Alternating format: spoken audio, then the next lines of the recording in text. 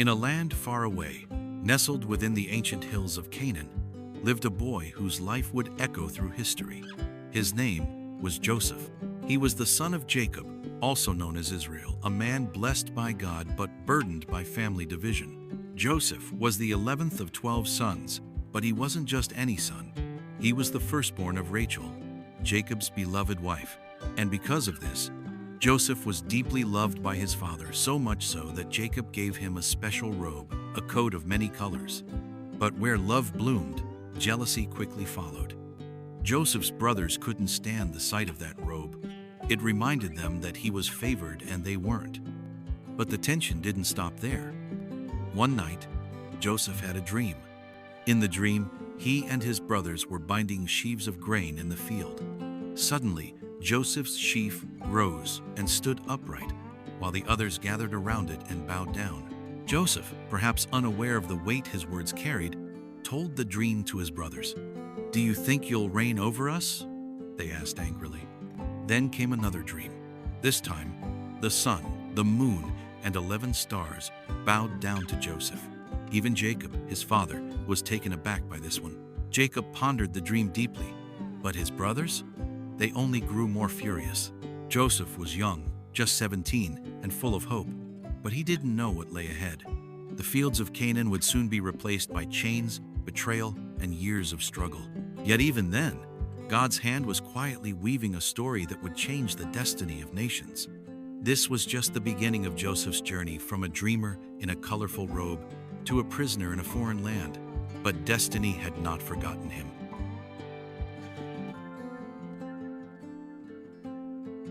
The sun rose like any other day in Canaan, but for Joseph, it was a day that would change everything.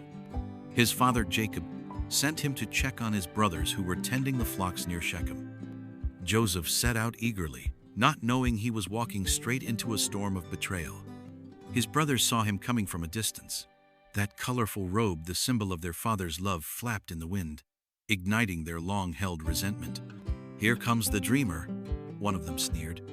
"Let's kill him," another said, "and throw him into a pit. Then we'll see what becomes of his dreams."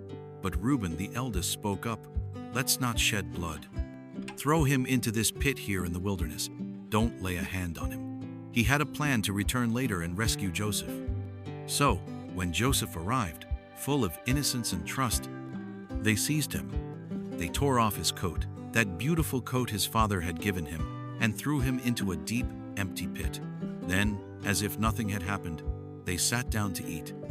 While they ate, a caravan of Ishmaelite traders came by on their way to Egypt. Judah, one of the brothers, had an idea. "What will we gain by killing him? Let's sell him instead." They agreed. And for 20 pieces of silver, they sold their own brother. Joseph looked back one last time, tears in his eyes, confused and heartbroken. His brothers returned home with a lie. They dipped Joseph's robe in goat blood and told Jacob that a wild animal had devoured him. Jacob wept bitterly. "I will mourn until I join my son in the grave," he cried. Far away, Joseph was taken to Egypt, a land of strange language, culture, and gods. There, he was sold to Potiphar, an officer of Pharaoh and captain of the guard. Though betrayed, abandoned, and alone, God was still with Joseph. The pit was not his end. Egypt was not a curse. It was only the next step in God's plan. Joseph's journey was just beginning. Though Joseph had been sold into slavery, his story was far from over.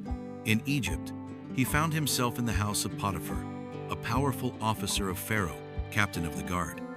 But Joseph was not just any slave. The presence of God was with him. Everything Joseph did prospered. Potiphar noticed this. He saw Joseph's honesty, wisdom, and the strange way success followed him. Soon, Joseph was promoted. He was placed in charge of everything in Potiphar's household, all his possessions, both inside and in the fields. Joseph had become a trusted leader, respected and relied upon. But as his influence grew, so did unwanted attention. Potiphar's wife noticed Joseph. The Bible says he was handsome in form and appearance, Genesis 39-6. She began to seduce him. Day after day, she tried to entice him to lie with her. But Joseph refused. "How can I do this great wickedness and sin against God?" he said. He stayed away from her. But one day, when none of the other servants were in the house, she caught him by his garment. "Lie with me," she demanded. But Joseph fled.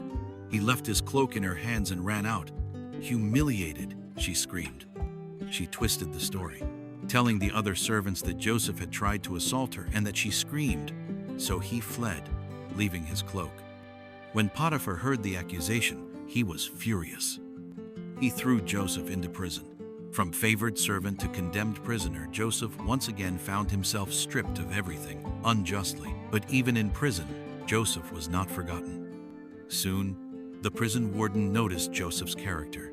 Just like Potiphar, he saw that whatever Joseph did succeeded. And once again, Joseph was promoted, this time within the prison itself. Joseph managed the prisoners. He showed kindness, wisdom, and discipline, even in chains. From the pit to Potiphar's house to prison, Joseph remained faithful. Because even in darkness, God's plan was still unfolding. Joseph's time in prison was not the end. In fact, it was the setup for his rise. Though he had been falsely accused, God was still with him, and Joseph continued to grow in favor.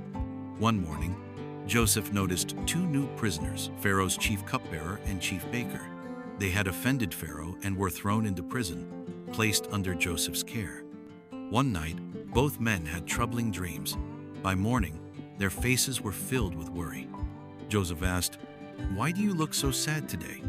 They replied, "We each had a dream, and there's no one to interpret them." Joseph's response was powerful. "Do not interpretations belong to God? Tell me your dreams." The cupbearer went first. "In my dream, there was a vine with 3 branches. It budded, blossomed, and clusters of grapes appeared. I took the grapes, squeezed them into Pharaoh's cup, and placed it in his hand." Joseph listened carefully. "This is its interpretation," he said. "The 3 branches are 3 days. Within 3 days, Pharaoh will lift your head and restore you to your position." Then Joseph made a request. "When it is well with you, remember me and show me kindness. Mention me to Pharaoh and get me out of this place." Encouraged, the baker shared his dream. "In my dream, I had 3 baskets of bread on my head. Birds were eating from the top basket." Joseph hesitated.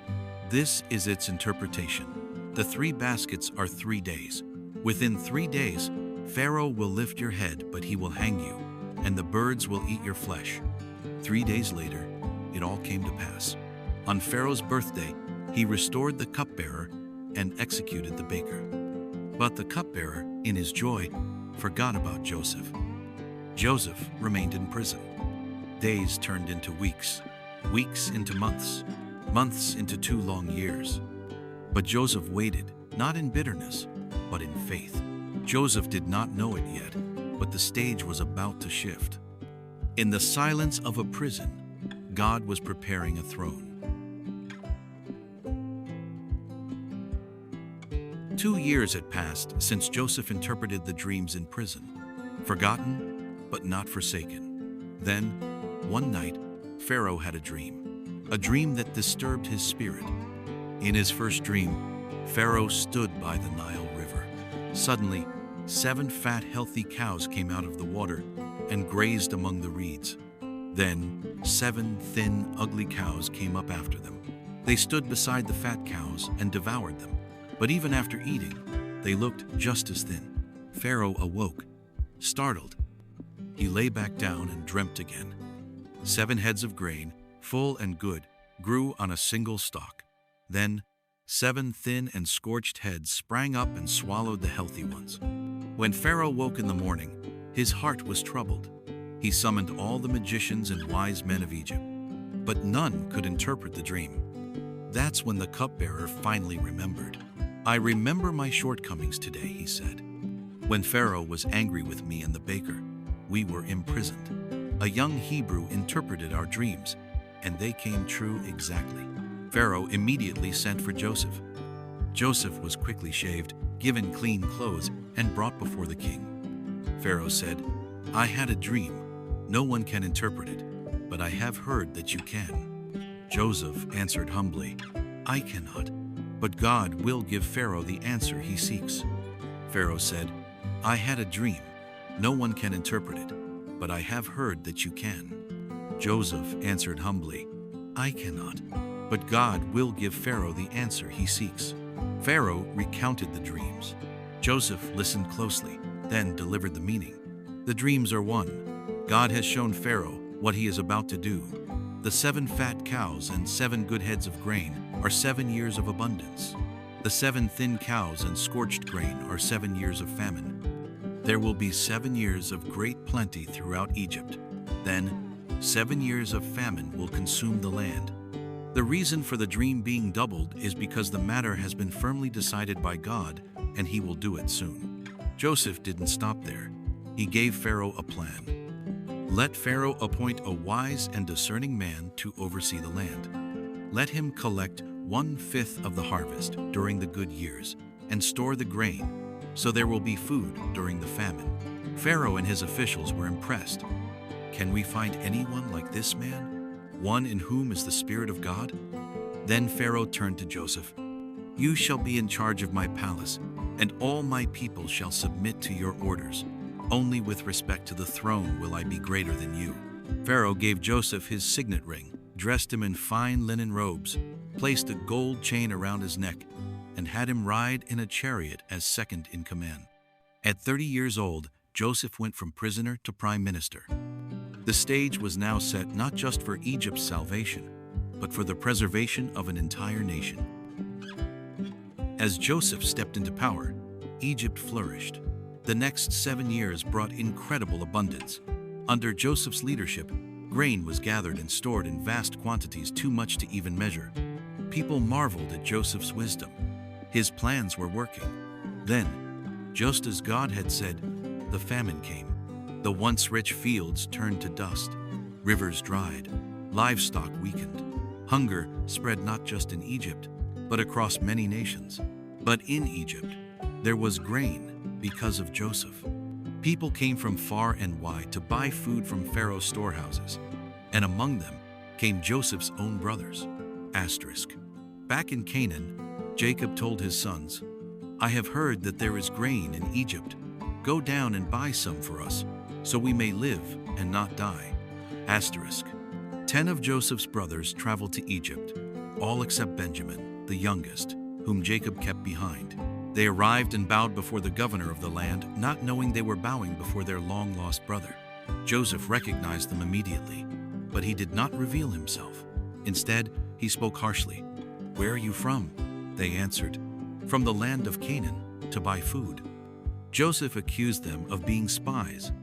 "No, my lord," they pleaded. "We are honest men. We are 12 brothers. The youngest is with our father, and one is no more." Those words pierced Joseph's heart, but he stayed silent. He put them in prison for 3 days, testing their integrity. On the 3rd day, he said, "Let one stay behind. The rest may return with food. But bring your youngest brother back to prove your honesty." Simeon was bound before their eyes.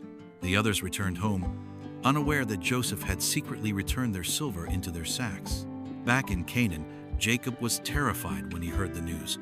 He refused to let Benjamin go. But as the famine grew worse, he had no choice. He said, "If it must be so, take Benjamin, and may God Almighty grant you mercy." They arrived once more in Egypt. This time, Joseph prepared a feast.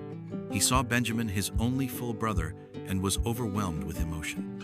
He turned away and wept. Still, he tested them. He filled their sacks with grain again, but this time, he secretly placed his silver cup in Benjamin's bag. As they left, Joseph sent his men after them. "Why have you stolen from me?" they cried. The brothers were shocked. "Whichever of us is guilty, let him die." The cup was found in Benjamin's sack.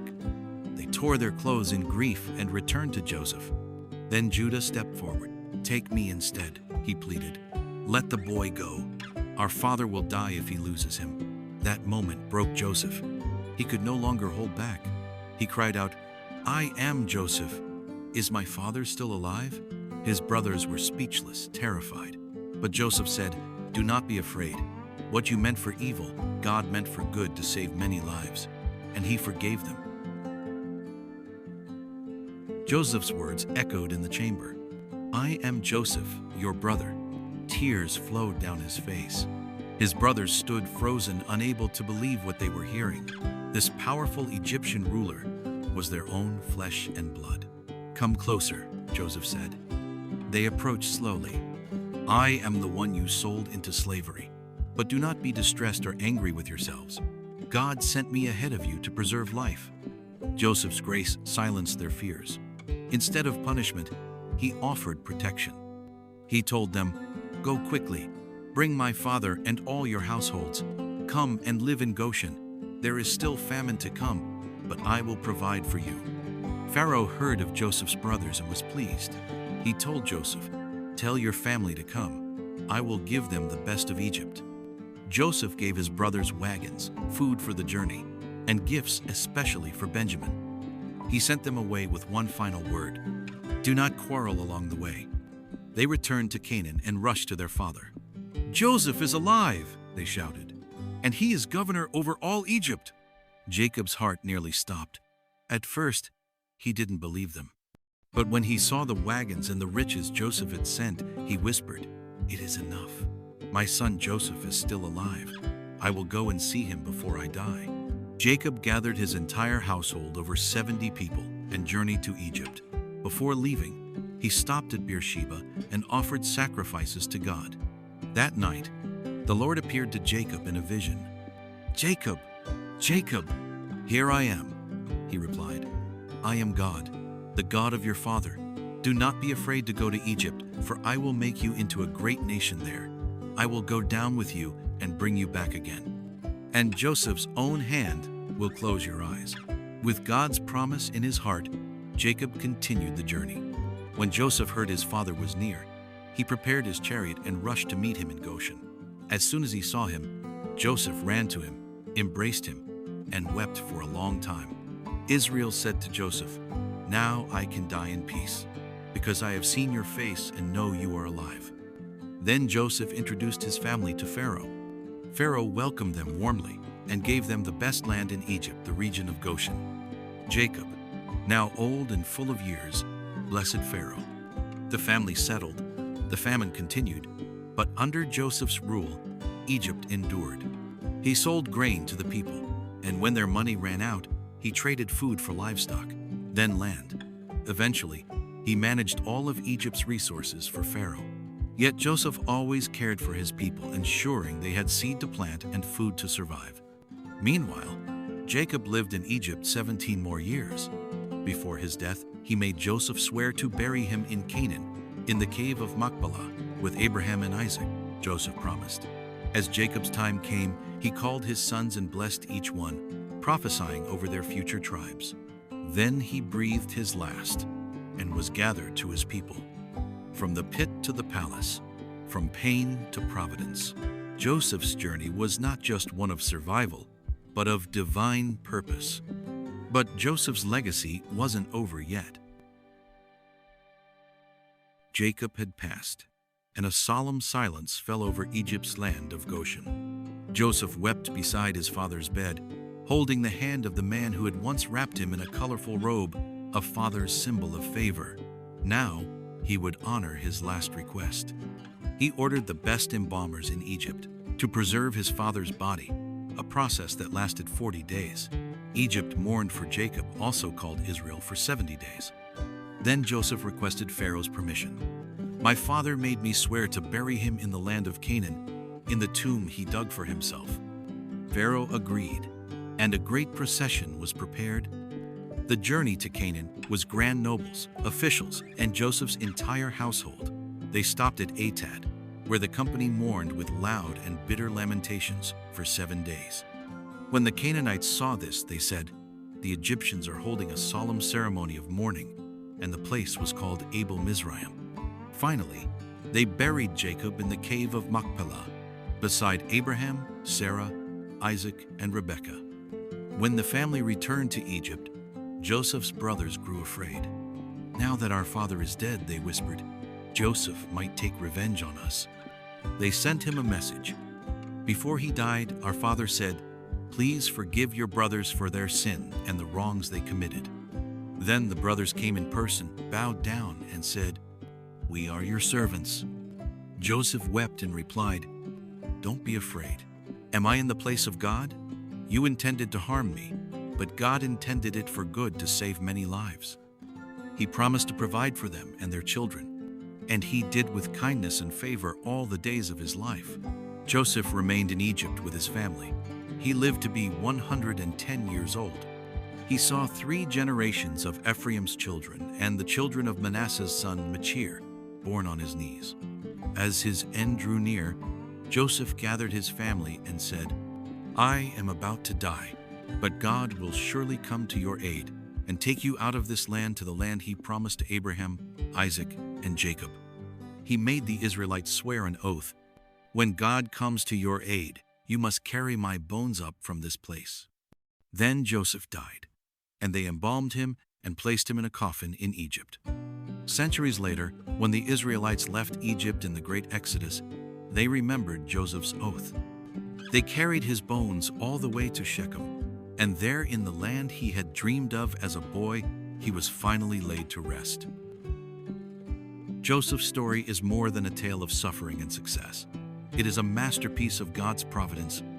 From betrayal to blessing, from slavery to sovereignty, from prison to palace, Joseph never lost his faith. His life teaches us that no matter how dark the pit, God is working behind the scenes, shaping the outcome for his glory and our good. Joseph's journey from the pit of betrayal to the palace of Pharaoh is a story of faith, resilience, and divine purpose. His life reminds us that even in the darkest places, God is at work. Maybe you're in a difficult season right now. Maybe you feel forgotten, overlooked, or trapped in a situation beyond your control. But like Joseph, your story isn't over. God sees, God remembers, and God restores. Here are 3 lessons from Joseph's life you can take with you today. 1. Faithfulness in the small leads to favor in the big. Whether in Potiphar's house or Pharaoh's court, Joseph gave his best, and God honored it. 2. Forgiveness frees the future. Joseph chose not to be bitter, but to bless his brothers. That one decision changed generations. 3. God turned setbacks into setups. The prison was never the end, it was the path to the palace. If Joseph's story inspired you today, make sure to like this video to help it reach others. Comment below what part of his story touched you most. Subscribe to this channel for more powerful Bible stories brought to life. And share this video with a friend who needs hope. Thank you for joining us on this journey through Joseph's life. From the prison to the palace, from pain to purpose, God's hand never left him, and it won't leave you either. Until next time, stay strong in faith, and remember, your present trial may be the foundation for your future testimony.